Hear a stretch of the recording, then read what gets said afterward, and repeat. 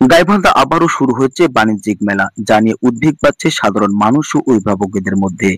মাত্র কয়েক সপ্তাহ আগেই শেষ হয়েছে আগের বাণিজ্য মেলা, আর এখন আবারও তুলসীঘাটে শুরু হচ্ছে নতুন করে আবার আরেকটি বাণিজ্য মেলা।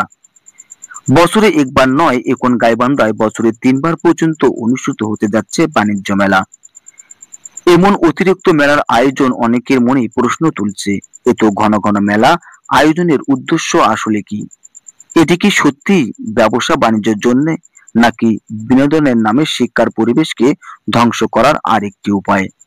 এই সময়টা নভেম্বর থেকে ডিসেম্বর প্রতিটি স্কুল ও কলেজের জন্য অত্যন্ত গুরুত্বপূর্ণ সময়, কারণ এই 2 মাসেই অনুষ্ঠিত হয় বার্ষিক পরীক্ষা।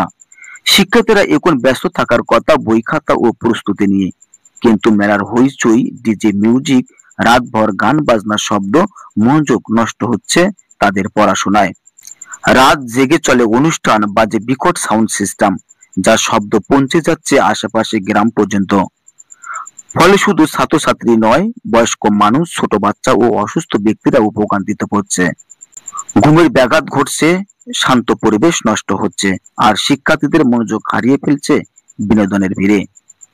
একজন অভিভাবক ক্ষোভে প্রকাশ করে বলেন, আমরা চাই আমাদের সন্তানেরা ভালোভাবে পড়াশোনা করুক, কিন্তু প্রতিদিন রাতভর এই গান বাজনার শব্দে ওরা লেখাপড়ার মনোযোগ হারিয়ে ফেলছে। স্থানীয় শিক্ষক ও সমাজ একই উদ্বেগ প্রকাশ করে বলেন, বাণিজ্য মেলা ব্যবসার জন্য হতে পারে, কিন্তু তার জন্য সময় ও স্থান বেছে নেওয়া জরুরি। পরীক্ষার মৌসুমে এমন আয়োজন শিক্ষা বান্ধব নয়, বরং শিক্ষা বিরোধী। গাইবান্ধা জেলার সচেতন নাগরিকরা বলছেন, সামাজিক ও অর্থনৈতিক দিক থেকে বিপর্যয়কর ডেকে আনছে।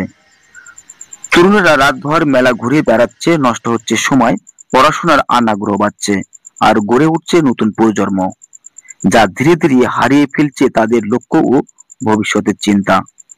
এখনই প্রশাসনের কার্যকর পদক্ষেপ নেওয়া জরুরি। পরীক্ষার মৌসুমে এমন মেলা বন্ধ করতে হবে, নইলে শিক্ষা ও সমাজ দুটোই ক্ষতিগ্রস্ত হবে। মেলা হোক আনন্দের উৎসব, কিন্তু তার জন্য থাকতে হবে সঠিক সময়, সঠিক পরিবেশ। শেষে শুধু একটি কথাই বলা যায়, গাইবান্ধা তরুণ সমাজকে বাঁচাতে হলে এখনই সময় সচেতন হওয়া। শিক্ষার সময় যেন না হয়ে উঠুক বিনোদনের সময়।